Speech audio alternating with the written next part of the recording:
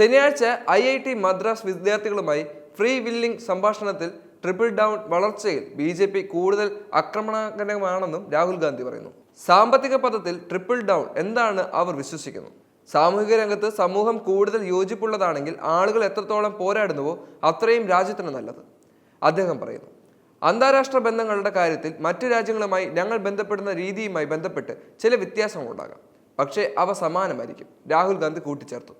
സ്വകാര്യവൽക്കരണത്തിലൂടെയും സാമ്പത്തിക പ്രോത്സാഹനത്തിലൂടെയും നേടിയെടുക്കാൻ കഴിയില്ലെന്നും ഗുണനിലവാരമുള്ള വിദ്യാഭ്യാസം ഉറപ്പാക്കാൻ സർക്കാരുകൾ കൂടുതൽ പണം ചെലവാക്കണമെന്നും ലോക്സഭയിൽ പ്രതിപക്ഷ നേതാവ് അടിവരയിട്ട് പറയുന്നു.